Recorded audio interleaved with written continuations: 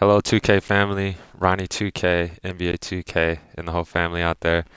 I am dressed up in the mask because I like to do the COVID protocol, and also I like to just pretend like I'm this character in the video game, Lieutenant Cash, that is in NBA 2K22, the uh, three-time NBA champion, two-time MVP, three-time Defensive Player of the Year, All NBA, All Defensive Team.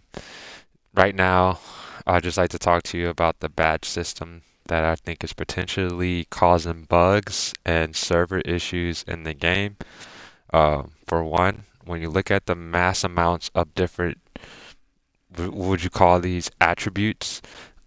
These attributes has individual coding inside of them that affects the overall rating of the player. So if you just do math and you just multiply the amount of attributes that are in this player, and if you just look between shooting, finishing, playmaking, defense, physicals, and then you can individually go into the badge tiers. So here you go into defense, and then it seems like you have about 7, 14, 14 plus 6, 20 attributes. So these are 20 different codes that are added, including the original codes that I just showed you. So plus these 19 attributes.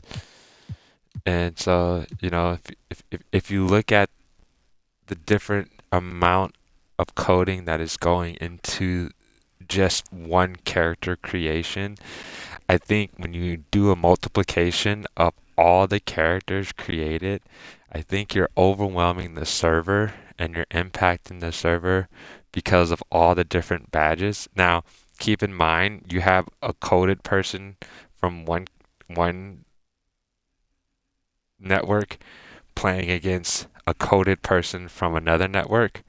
So, if any of those characters have bugs and glitches inside of them, then that will overall affect the gameplay inside the server because what you're doing is you're adding bug characters in the server. Now, if that doesn't make any sense, if that doesn't mean you're adding bugs with characters that have, malfunctions, then correct me on that.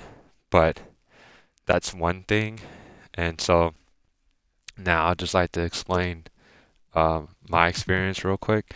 So I've been having glitches in the rec center, and I've been having um, glitches with shooting and dunking. And so what I've come to a conclusion was that my badges were not in the proper order for finishing. So I didn't have acrobat, I didn't have possibly a good drop step, I didn't have fast twitch, I didn't have a uh, nice hook special with the grace under pressure, with the pro touch and the putback boss. I just see all these different badges affects the character. So because I didn't have them installed, the character doesn't play as well. And that is something that I wanted to get out there, that you really have to pay attention to the badges and to your specific character, because these badges will determine how well your character plays under pressure and how well your character plays versus really good defense, like the perimeter defense I put on my build right here. So, that is what I just wanted to talk to you about, was that these badges is affecting the overall player. If the badges have bugs, if the player is bugged after they put in $50, $100, $150 into their player, they can accidentally delete their player, or it just starts from the beginning. And so I think the delete build option should be a little bit more um, confirmation when you do it. It's not just a quick, you hit one button and it gets deleted. It should be a double sure, like, are you sure you want to delete this build? Um, and also, if the build gets deleted by the server's crashing, because if the server kicks the player before the build is done, then the build probably never saved.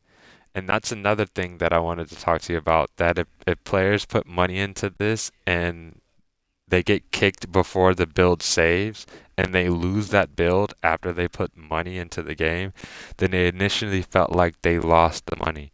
So you have to go into different accounts and look into see how many people spent money into the game and lost their account after they spent money into the game.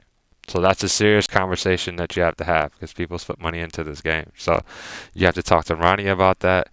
You have to talk to the staff about that. You have to talk to the dev team about that. And as a creator, as a producer, as a guy that plays this game, and this is my job to give feedback and analysis so that you can make the corrections for the future, so that your product that comes out next year, which is supposed to be bigger and better than this year, doesn't fail because of all the issues that happened this year.